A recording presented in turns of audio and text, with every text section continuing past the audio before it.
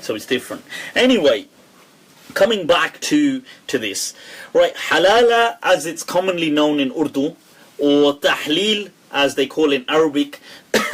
Tahleel can also mean analysis, right? So just, whoa, ease up there. If somebody says, guys, I just want to perform a little tahleel with you, then you're like, whoa. Or you turn up in the bathrobe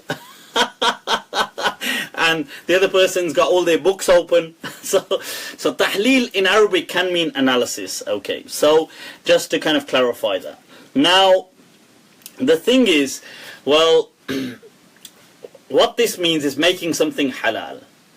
Allah says in the Quran about talaq, that at-talaq marratan, that, you know, talaq is twice, فَإِمْسَاكٌ بِمَعْرُوفٍ وَتَصْرِيحٌ بِإِحْسَانٍ, and so on and so forth. But then Allah says that, you know, you can do this, and then you can do this talaq, and then فَإِنْ طَلَّقَهَا مِنْ بَعْدٍ, then if he divorced her for a final time, فَلَا تَحِلُّ لَهُ حَتَّى تَنْكِحَ زَوْجًا غَيْرًا, then she is not halal for him unless a future marriage of hers was to go to ruins. Okay, now this is really interesting because, right, so what happens now is, let me tell you what's happening now, tell you the rulings, then come back to this. And I think we might have to just kind of wrap up with this really, because right, I can see a lot of questions coming, but this really demands some attention. Okay, so what's happening right now? What's happening is people are giving 3 talaqs. So guys are getting angry, right? So they're like, why is the tea cold? Woman, talaq, talaq, talaq. And then they're like, oh my God, what have I done? I gave you talaq 3 times. Right, so now what do we do? So this is what's actually happening is, and I hope it's not happening, but it is in some places. They're saying, well, the only way I can get married to you now is because Allah says if you divorced her for the 3 times, because the majority of the schools, the majority of the madhabs, have believed that 3 talaqs given in one go count as 3. Right, so the thing is, they count as 3 talaqs. So therefore, it's brought you straight up to speed with this final verse, saying, وَإِن طَلَّقَهَا مِن بَعْدٍ, and if he divorces her after that, فَلَا تَحِلُّ لَهُ, then she's not halal for him. So he's like, uh-oh, now I'm stuck. So they say, well, Allah says, unless another marriage of hers broke down, so let's engineer this marriage. So, and according to the hadith as well, it has to be a proper marriage. So meaning, and a proper marriage was very clear that what do you get married for? Most people, one of the fundamental things is intimacy, sexual intercourse. So there must be sexual intercourse. Okay, so what some people unfortunately have been doing, nutty, they've been saying, okay, we can arrange a halala to take place. So you bring your wife here, so she comes along, we read a quick nikah, right? Qabiltu, I accept. Do you accept? You accept? You accept too? Right? And so what they do is they now go for they say, okay, shall we now shall we spend some time alone, you know, get to know each other in this little time that we have. So they now go off wherever it is, and as you can imagine, nutty stuff. They have to obviously it's all serious, of course. We must now consummate the marriage. Woman, follow after me. Okay, now one must disrobe. So the thing is, look, so this is so what happens is what you're aware of. They go, they have sexual intercourse, then this new husband he then divorces her and says, okay, I now pronounce divorce. Talaq, talaq, talaq. She says, oh well, thank you Pati Dev for this, or my part-time Pati Dev. Now I'm going to go back to my first Pati Dev waiting for me outside. So the other husband will probably now be there, or she will now go home, and they will now redo a new nikah, and obviously they'll have to wait for the iddah, the 3 months or whatever, and then things are just normal. Except, like hell will they be normal. I mean, how could that be normal anyway? I mean, I don't know. I mean, because it's so. But anyway, so this is what happens with this halala thing. So the madhabs have said 3 talaqs, generally speaking, 3 talaqs. All have had some differences on this, by the way. That 3 talaqs are 3 if it's happened. And there's been a minority position in all schools of law saying that, look, no, actually, if they were in one context, they only count as 1. But anyway, as a result of this ruling, this is what's happened. And now these women are sleeping with other men, obviously then going back to their husband. And as you can imagine, it's not going to be very... And most of these guys, you have to remember, are going to be incredibly insecure anyway. So they're going to be like, so... So it's going to be like, are you still thinking about him? God, but can you imagine the job of that guy though? Imagine he's a professional, like muhallil, like I'm a professional. He's like, excuse me, I take pride in my work. Right, so it's like, excuse me, can you make an appointment online, please? Because you know I only do things professionally, right? So can you imagine what his job must be like? It's like, boy, I've had a stressful week at work. Can you imagine? Imagine his family don't know what he does. So he has to come home and go, it's been a crazy day at work. So the thing is, anyway, right, now, the point is, and by the way, and so some places, I remember hearing that some places they say, oh,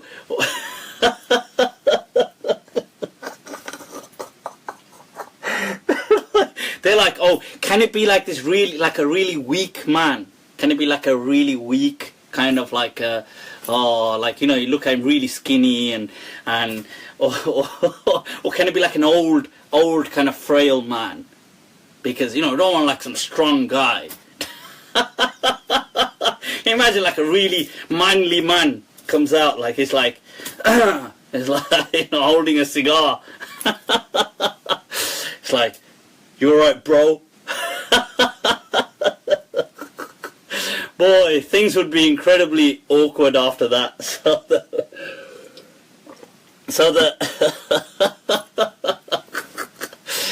But the point is, so I've actually heard where they've said, oh, can it be like a, you know, they've wanted like really weak, like a weak, frail men, or like just borderline, you know, like guys in their late teens or that are still not matured properly. They want something like... But anyway, so what is the ruling on all of this? The ruling on this, strangely enough, most of the madhabs have actually considered this, if engineered, to be haram. The Hanafi madhab did say that, you see, now this is the thing, the Hanafi madhab had some leeway in saying that, well, if the husband wasn't in on it, so if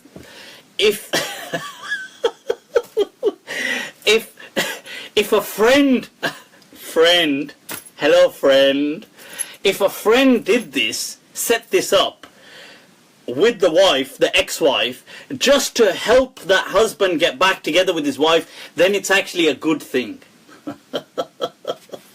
So they actually say this, but they say if he did it without plotting it with the husband. So if he did, if I was just feeling friendly, that, hey friend, are you in need of a friend? So I see you've divorced your wife. I see you're quite upset. Well, I want you to know I'm a friend. So what I'm going to be doing is I'm going to be contacting your wife. So the thing is that so in the Hanafi madhab they have this ruling that if the husband did this, if the new husband, the friend husband, right, did this to help his friend or help this person without plotting, without the husband, the first husband, being in on it, on not engineering it with them, then it could actually be a rewardable act. Rewardable I can understand, but religiously rewardable I'm struggling with. Okay, so the thing is, now you'll be surprised. See, Hamza's saying what kind of men would allow a halala, but you'll be surprised because this is where religion gets twisted, you see, because they want, you see, they've got kids, they're too embarrassed to divorce, and they can't live with each other because they've been taught through so much guilt that this is haram, 3 talaqs, zina, you're going to get, everything is impure, you're going to be like this, you're going to be like, so because they tell them all this talk, the scholars do, they get petrified, and they just think, you know what, just do it. Just do it. So the thing is, okay, now that was the backdrop, people. Now I'm going to reevaluate all of this. Okay, so with you. Now, first of all, I'm going to say that in line with most of the madhabs, that this what goes on is, I was going to say bang out of order. It's just utterly out of order, right? So the thing is, this is unacceptable. Slick Mo, hearing all of this, says, bro, why have you got a chain on? Slick! There's a man with his priorities in place. He's hearing of all this calamity, all these issues, and he goes, bro, why have you got a chain on? I like that guy already. He knows, he's focused. Right, so the thing is, anyway, now, right, coming back to this, I believe that this is utterly unacceptable.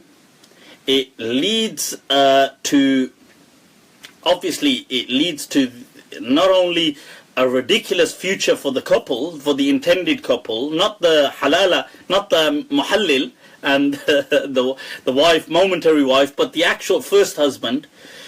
It leads to a ridiculous future for them anyway. It's a misery and a humiliation for the woman, right? But it also ridicules Islam, right, which is utterly unacceptable.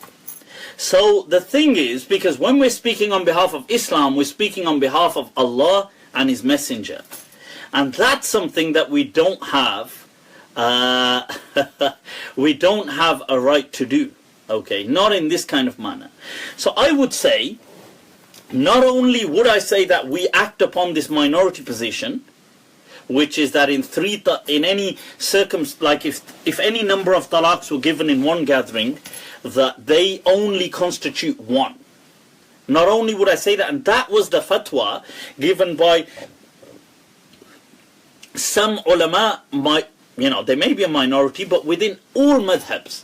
So within the Maliki madhab, the recent legendary great mufassir and grand mufti of the Malikiya, Ibn Ashur, his fatwa was that 3 = 1, that we can take this fatwa for talaq wherever necessary. Before, historically, scholars within the Maliki madhab like Ibn Abd Salam, many of the fuqaha of Qurtuba, of Cordoba, Muslim Spain, they all said that, right, that And so I'm just giving you these opinions here first, right? The other madhabs as well, Ibn Maqatil from the Hanafi madhab, Abdul Hayy al-Laknawi said, look, if there's a custom, you can resort to it. Stuff like this, and other madhabs as well, and other people have said this. That's the first thing. I'm going to say that no matter what the circumstance, no matter what, you must, I feel we are under obligation to find a kind of reparation and salvage that nikah if the couple have a strong resolve to salvage their relationship. Then the scholar is duty bound, in my understanding, to find a way to make it happen. And I believe that, right, that is what Allah has ordained upon the people of knowledge. So if he gave 3 talaqs in one go, then you take that fatwa if they both want to be together. But you can ask them both. If they both say, no, we definitely want to be together, because people don't know about the rulings of Islam. They don't know about the rulings of talaq anymore. They don't understand these things. So we have to make ease for them. If they've given it on separate situations, then find a different dispensation, God damn it. Okay? You find a different fatwa. If they say, I gave it on different things, look, but one of the times she happened to be on a menstrual cycle, then you take that Hanbali fatwa that says that on a menstrual cycle, a talaq is invalid, and you apply that. If they say, well, no, it wasn't even that, I did it in a different time, but I was angry, then you take the fatwa of Ibn al-Qayyim and you say, well, okay, then based on that.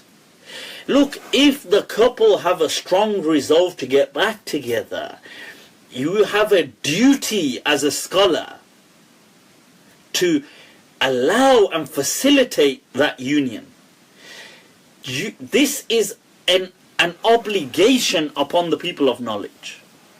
So, especially when the knowledge of Islam is so scarce that people don't have that kind of knowledge of Islam. They don't know the ahkam, they don't know these rulings. Now, why am I saying this? Why am I saying this?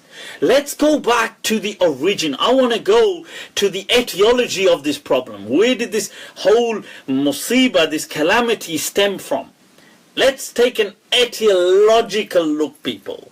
Okay, let's go right back to the origin. The origin was that, you see, in early Islam and in the Jahiliyyah time, people would marry and they would divorce. So a husband would divorce his wife and he would say, oh, talaq, I'll give you talaq. So fine, she's divorced. Now she would sit in iddah. So she would have this waiting period of 3 menstrual cycles, let's say.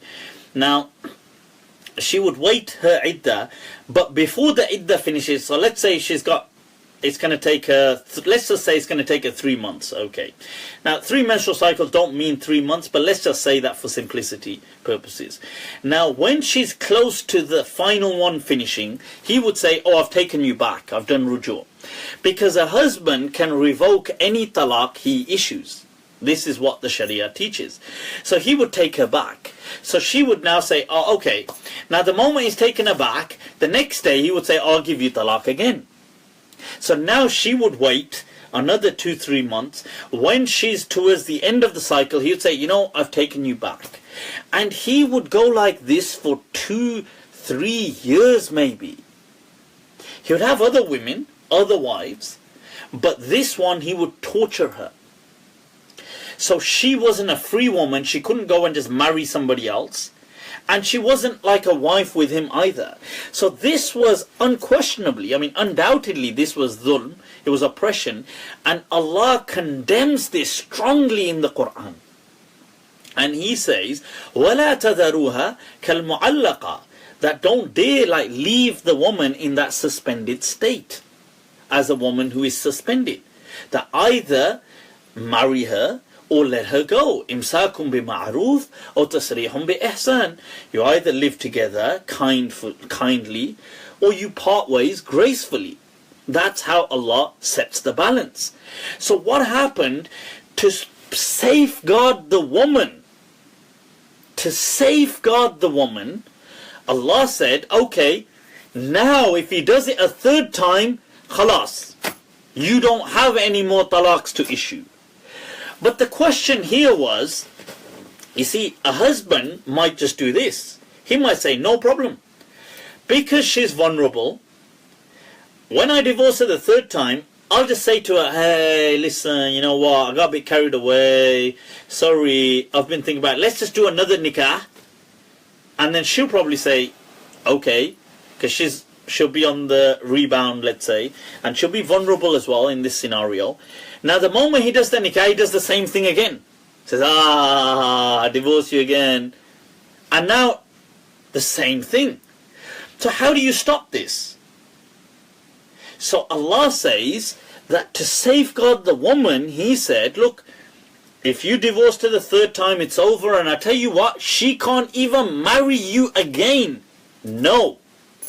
She can only marry somebody else. But okay, in the future, should that relationship break down, she can come back to you. Should she choose to. And Allah uses the verse. Look at the verse. He doesn't say until she is married off. Hatta tankiha. Muhammad, Sheikh, everybody, Sheikh Sidi Iqbal, ahlan wa sahlan, salamu alaikum Sheikhana. That's one of the leading and legendary ulama of the UK, an absolute ocean in the Maliki Madhab people. If you're not following Sheikh Muhammad Sidi Iqbal, then do so, right? So there he is on Facebook, Sheikh, right? So the thing is, now this thing, right? So to safeguard the woman, Allah is saying, you know what? She cannot marry him again. And the verb Allah uses is tankih. For her, she is the active agent until she marries a husband. Not she's married off. Not that somebody marries her to this. She marries. Hatta tankiha zawjan ghayra. That she marries a different. So this is her choice. Willfully. Her volition. She is embarking on a relationship.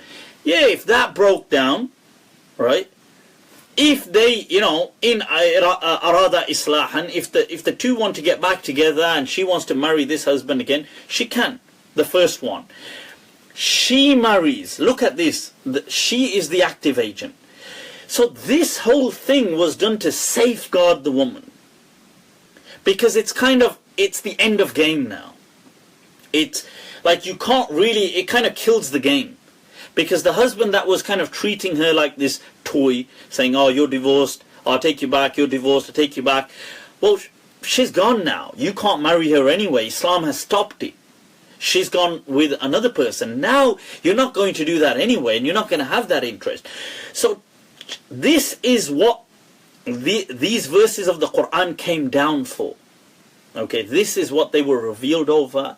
Right? This is what they were all about. What's happened is over time, the backlash, unfortunately, maybe not as, obviously that was immense torture that was happening initially. But what happened is the backlash, the kind of reactionary result, became similarly humiliating for the woman. So,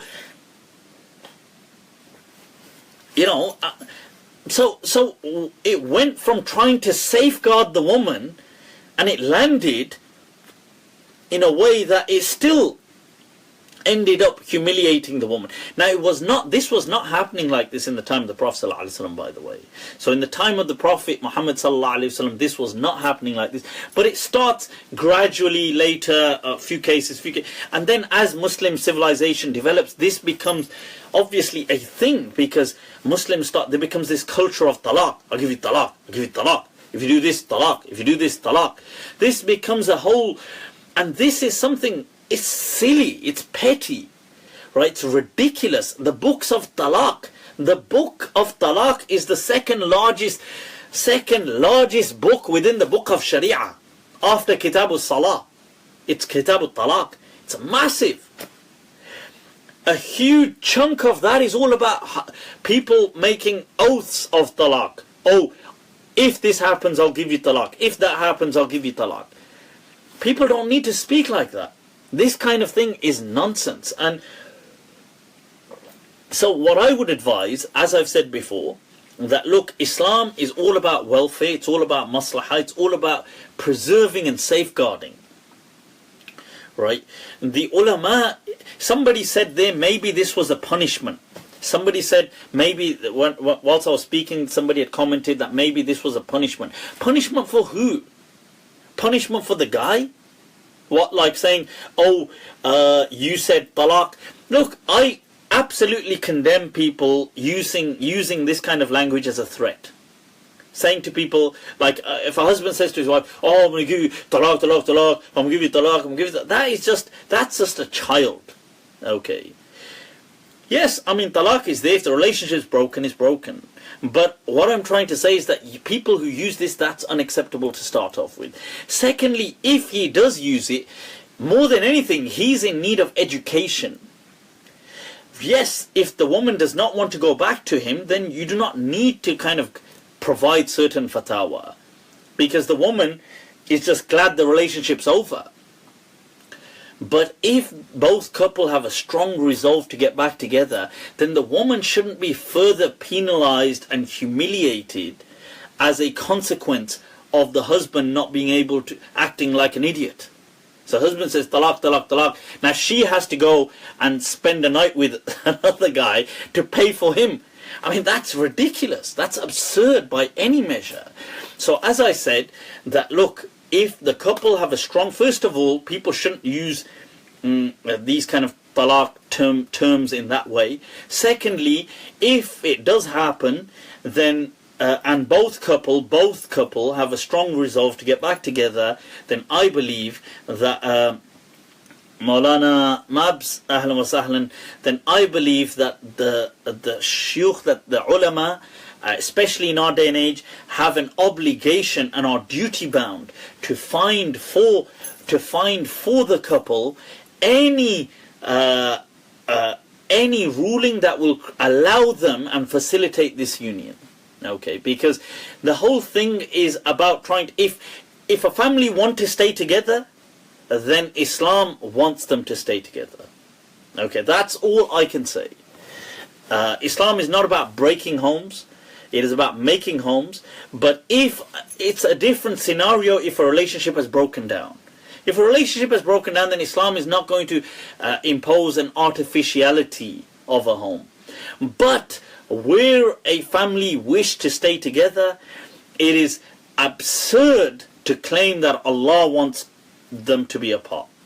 That, let no man cleft them asunder, as it says. So the thing is that this has kind of brought a lot of disrepute, unfortunately, onto Islam. There's been that whole, right now it's been in the news and everything, this whole thing. So yes, Allah, may Allah make things easy for people who are going through such circumstances as well. But we really do need a lot more education out there. Right, people, I've gone on for way too long.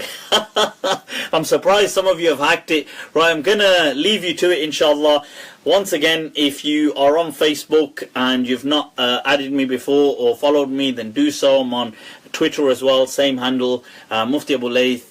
On Snapchat as Malm2014, that's MALM 2014. You can add me, shoot me your questions, inshallah. I do try to respond as much as I can, although right now my voice notes on Facebook Messenger are playing up for some reason, but I do try to respond, inshallah. Other than that, shukran, barakallahu feekum for all your encouragement and support. Right, so that's it. Anything else? Reach out to me, people. Take very good care of yourselves. Till next week, remember me in your kind du'as. Assalamu alaikum wa rahmatullahi ta'ala wa barakatuh.